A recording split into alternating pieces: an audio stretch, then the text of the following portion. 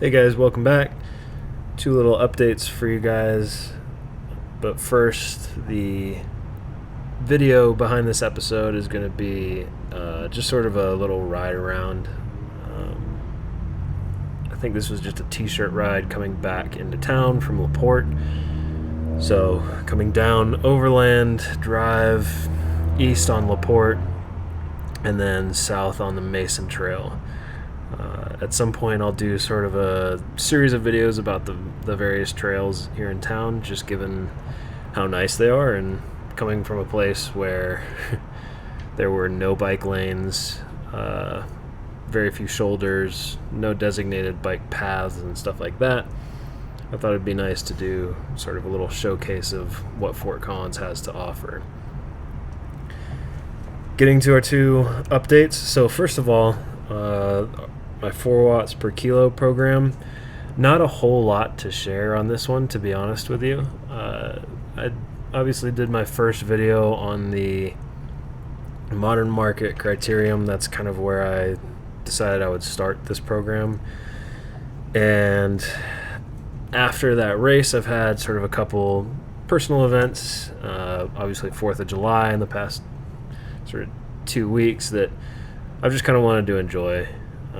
I didn't want to worry about being on a diet. I didn't want to be on a diet for 2 months straight without any, like, quote-unquote cheat days or cheat meals. My body doesn't do very well with that.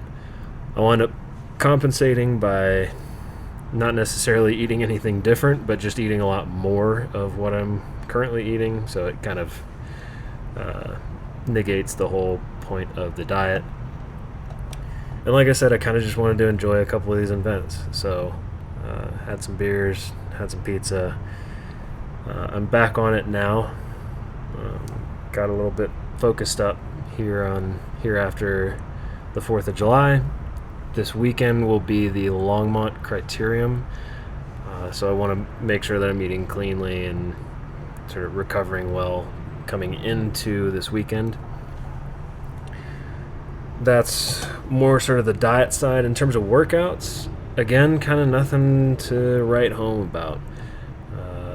A lot of sweet spot stuff, which is pretty normal. I mean, I'm on a trainer road program, which means it seems like about 60% of those workouts are sweet spot workouts anyway, which is fine by me. I'm a time trialist. I respond pretty well to sweet spot and threshold workouts.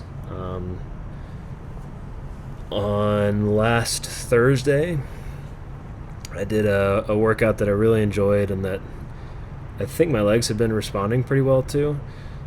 It's basically just a pretty straightforward VO2 max workout with a couple sort of 2 to 4 minute intervals at pretty high power.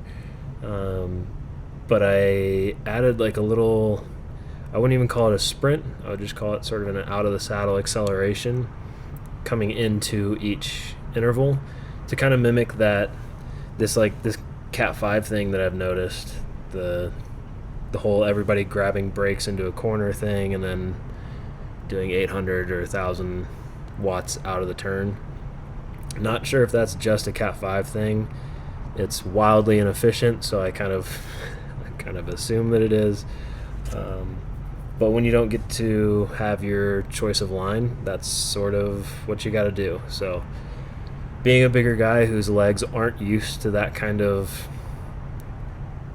I don't know what you would call it, I guess you'd call it kind of pop power. That workout was really positive for me, and I feel like my legs kind of absorbed that work pretty well. So I'll probably do one more of those here on this Wednesday or Thursday before my race on Sunday. Nothing too crazy. I don't want to sap that system too much coming into the weekend.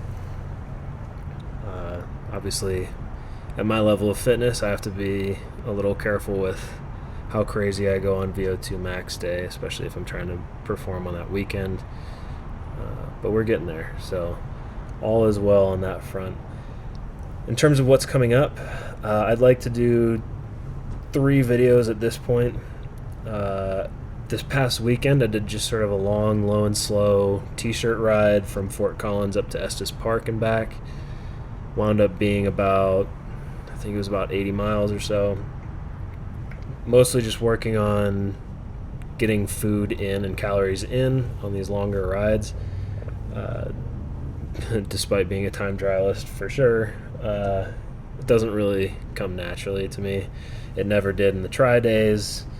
It never did and back when I thought I was going to try and be a runner. It's just not something I'm terribly good at. I lose track of that nutrition side of things. So I was working on that and it went wonderfully. But I did take a video of that ascent up into Estes Park. It was just really pretty, and I'd kind of like to have that video to save and have that memory for myself. So that will come out at some point, and then I'd like to do 2 bike check videos. I know everybody and their brother has done one, but about 2 months ago, I lost my pride and joy Canyon Ultimate CF SLX that I'd put a lot of time and money and sort of blood, sweat, and tears into. That's been replaced now with a Canyon Aeroad, the latest iteration, and a dedicated crit bike that I can use to work on those skills and not worry about crashing a very, very, very expensive bike. I'll just crash a very expensive bike.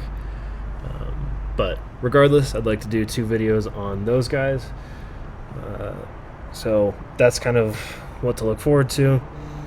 Other than that, that's about all I've got for this week. I will obviously do a race recap video after this weekend and kind of go over what I did well and what I did poorly. I have no expectations for this weekend either, so it's no skin off my back if it's not a great performance. Just going to focus on trying to learn a little bit. So thanks again, and I will catch you next week.